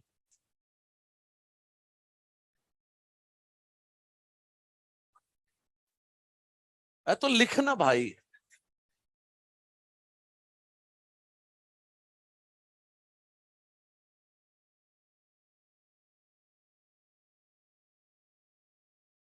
म्यूटेट हो गया, वो रिकॉम्बिनेंट डीएनए टेक्नोलॉजी से ट्रांसजेनिक बन गया, इंसान छोड़कर सारी हरकतें आ गई उसमें। अब उसको इंसान नहीं, काइमेरा बोलेंगे। काइमेरा मतलब रिकॉम्बिनेंट, मोजैक।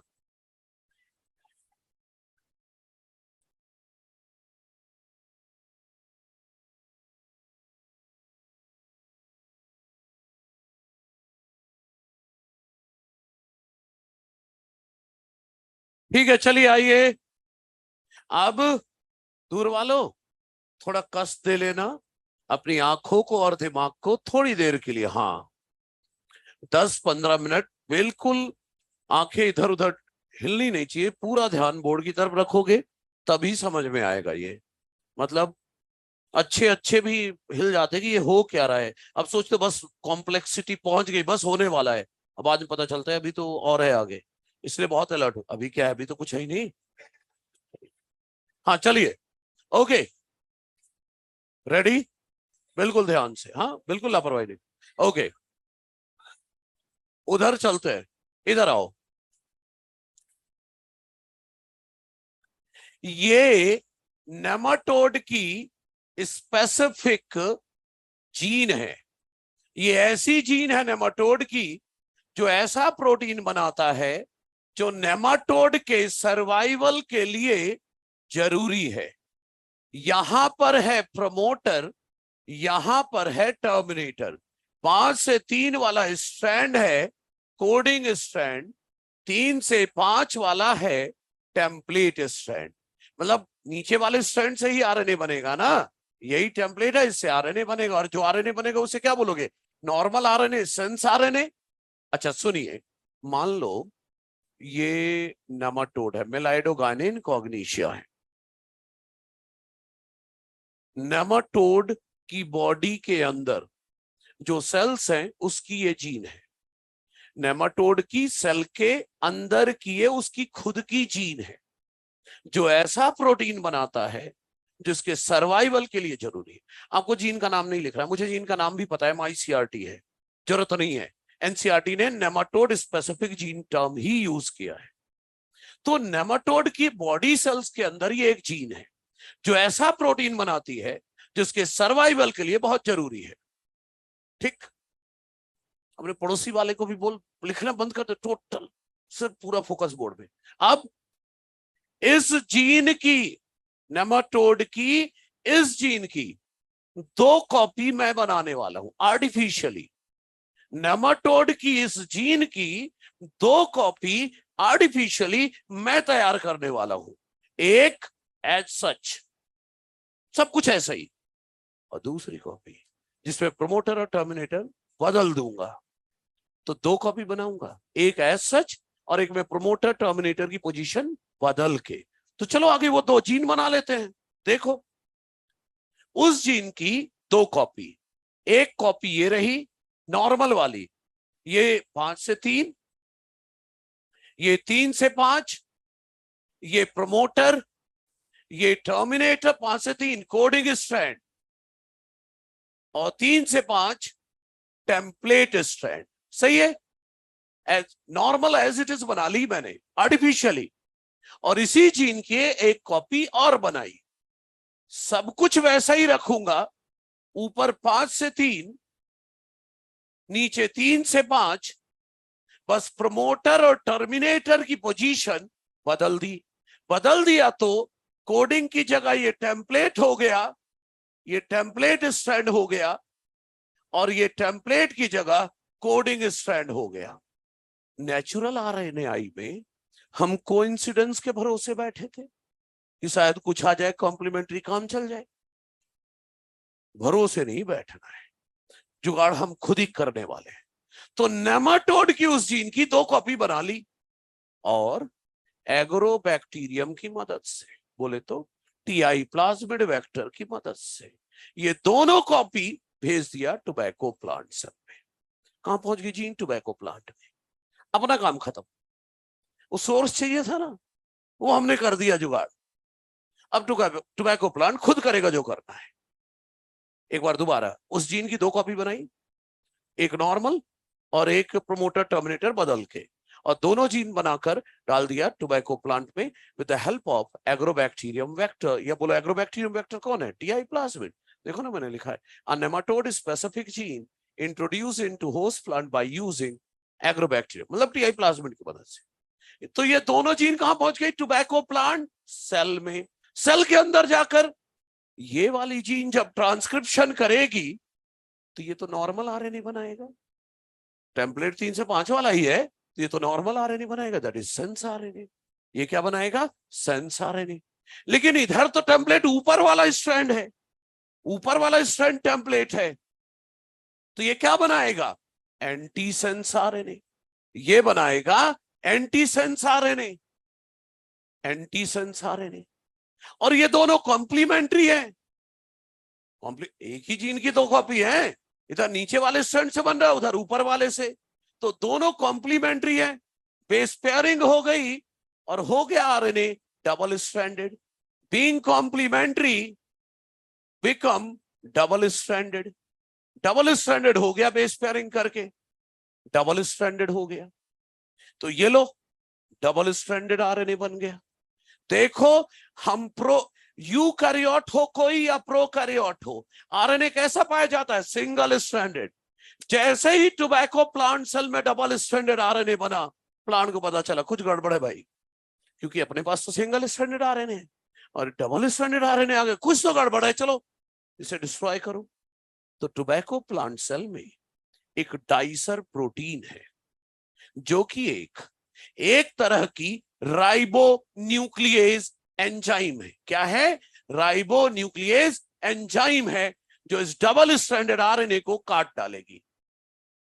मतलब काटेगी मतलब डिस्ट्रॉय नहीं करना है, ऐसे छोटे छोटे डबल स्ट्रैंडेड आरएनए के टुकड़े बन गए ऐसे। इन टुकड़ों को कहेंगे एसआई आरएनए। क्या? Small interfering RNA. वो मैंने बोला था ना कॉम्प्लीमेंट्री डबल स्ट्रैंडेड आरएनए चाहिए, वो ये है। पता है एनसीईआरटी ने यहां तक की थ्योरी खुद लिखी है। मैं हिंदी में बोलता हूं एनसीईआरटी को। एनसीईआरटी कहती है एग्रोबैक्टीरियम वेक्टर की मदद से, मतलब वही टीआई प्लाज्मिड वेक्टर की मदद से नेमाटोड की स्पेसिफिक जीन को टोबैको प्लांट सेल में डाला गया, और जीन को कुछ इस तरह से डाला गया कि प्लांट सेल में जाके सेंस और एंटी सेंस आरएनए दोनों बने। और कॉम्प्लीमेंट्री होंगे तो डबल स्ट्रैंडेड आरएनए बन जाएगा, और इसके बाद काट के ऐसा हो गया। And this double stranded RNA, SI RNA, initiate RNA I.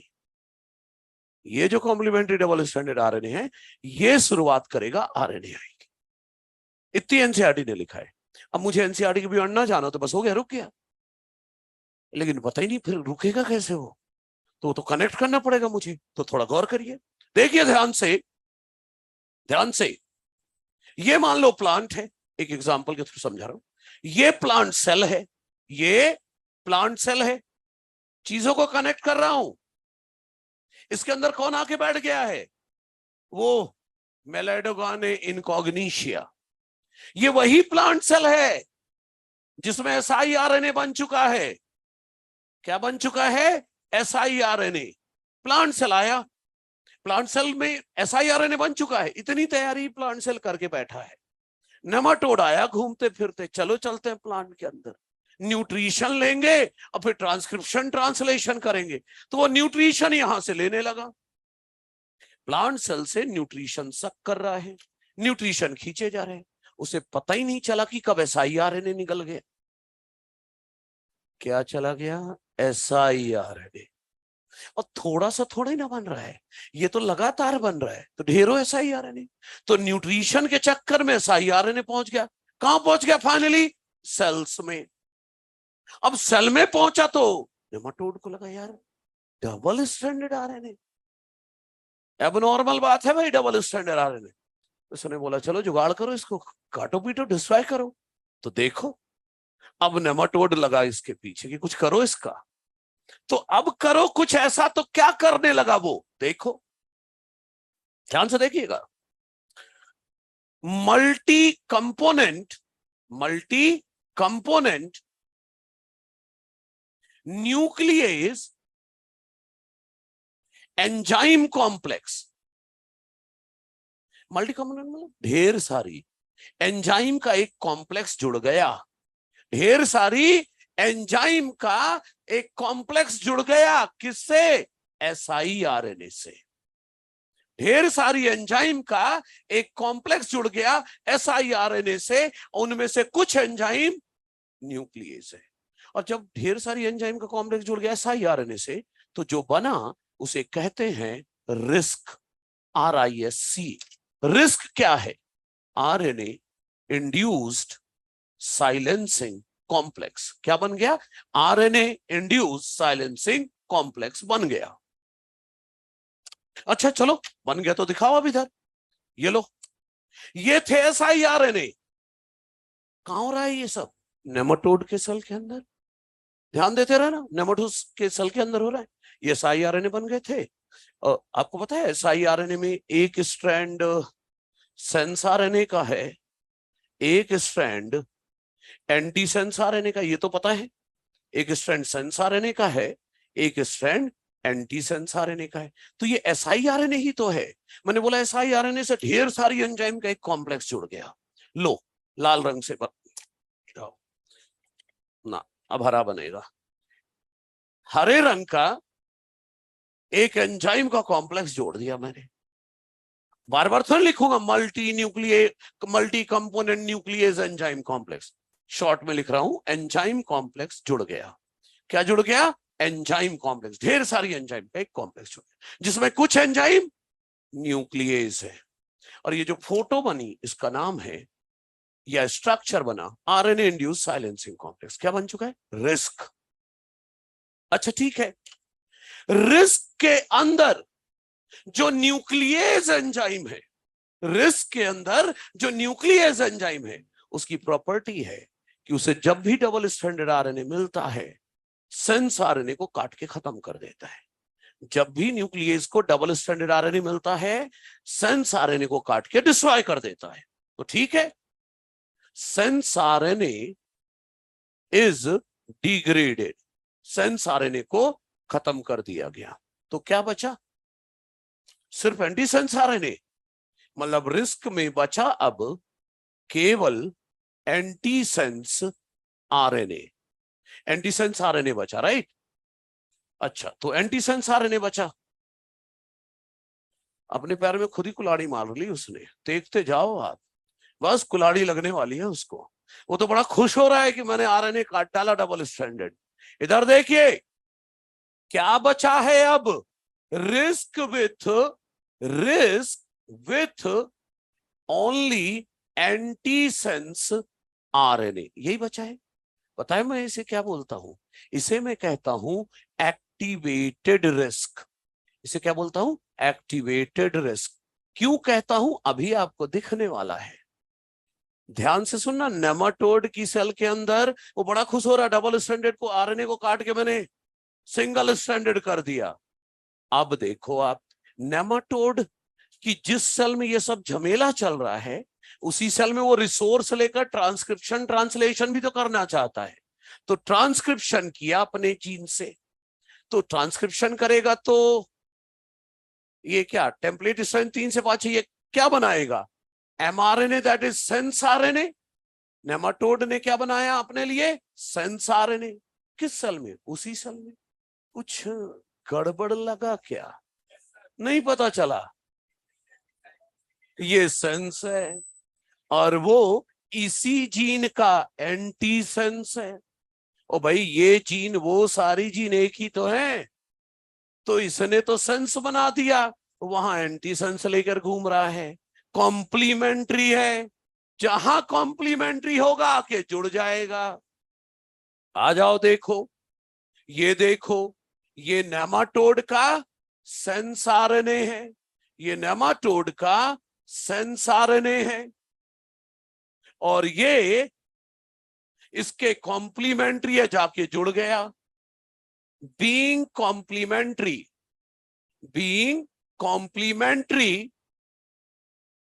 it binds to nematode mRNA।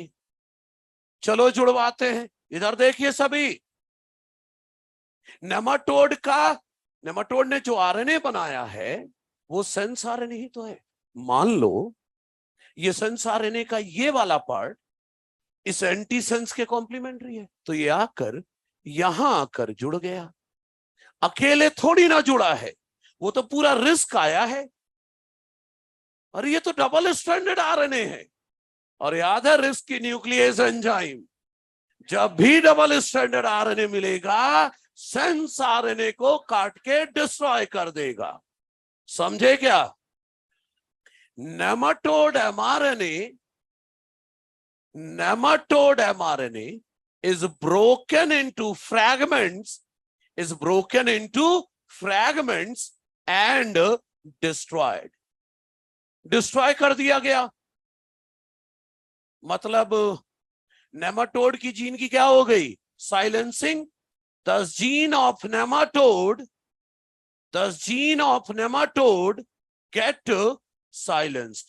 मतलब क्या बोला था मैंने, जीन को एमआरएनए तो बना लेने देंगे, प्रोटीन नहीं बनाने देंगे।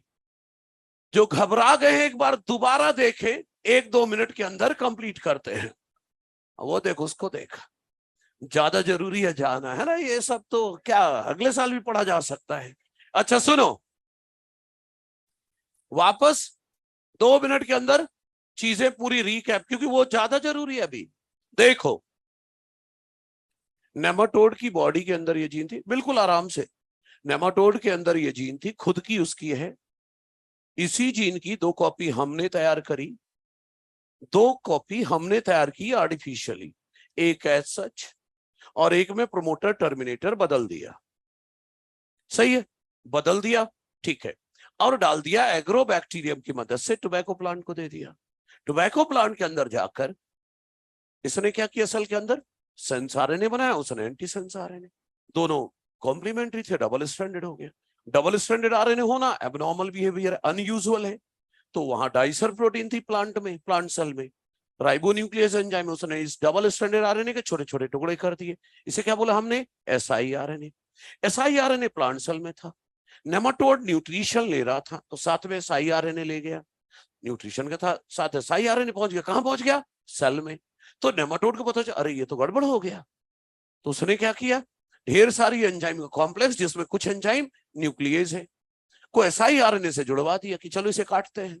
तो जब एसआई आरएनए से ढेर सारी एंजाइम का कॉम्प्लेक्स जुड़ा, तो क्या बन गया, risk RNA induce silencing complex. इसके अंदर जो न्यूक्लियस एंजाइम है, उसका फीचर है कि जब भी उसे डबल स्ट्रैंडेड आरएनए मिलता है, सेंस आरएनए को डिस्ट्रॉय कर देता है। तो सेंस आरएनए डिस्ट्रॉय हो गया, तो बचा क्या, risk with only anti sense RNA, that is activated risk. जिस सेल में नेमाटोड ये सब कर रहा है, उसी सेल में जीन से ट्रांसक्रिप्शन ट्रांसलेशन भी तो करना चाह रहा है। तो जीन से उसने अपने एमआरएनए बनाया, दैट इज सेंस आरएनए। और ये एंटीसेंस इसी जीन का तो है, इधर से आया है जो, तो कॉम्प्लीमेंट्री है। जहां कॉम्प्लीमेंट्री होगा वहां जाके जुड़ गया, जहां जुड़ा हुआ है सही नेमाटोड का आरएनए क्या हो गया, डबल स्ट्रैंडेड। तो रिस्क का जो न्यूक्लियस है, डबल स्ट्रैंडेड आरएनए मिलते ही सेंस आरएनए को काट के डिस्ट्रॉय कर देगा। तो जीन ऑफ नेमाटोड साइलेंसिंग हो गई या नहीं। मतलब नेमाटोड की जीन ने एमआरएनए तो बना लिया, प्रोटीन नहीं बना पाएगा। प्रोटीन नहीं बना पाएगा तो नेमाटोड सरवाइव नहीं कर पाएगा। बात समझ में आई। दिस इज आरएनए आई।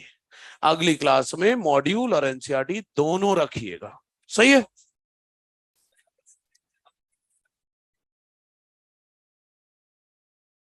वो हो सकता है वो पूरी तरह से डिस्ट्रॉय हो जाए, ऐसा भी तो हो सकता है, बाहर से डालोगे तो कुछ भी हो सकता है। हाँ, न्यूक्लियस एंजाइम कोई मिल जाए, काट डाले, ये सेल के अंदर बन रहा है, अंतर है। और डबल स्ट्रैंडेड आरएनए लाओगे कहां से, और जीन तो नॉर्मल बन जाता है, gene banana is easy. RNA याद है अनस्टेबल है, इधर उधर किया तो डिस्ट्रॉय हो सकता है। सिस्टम नहीं होता है ना। हा?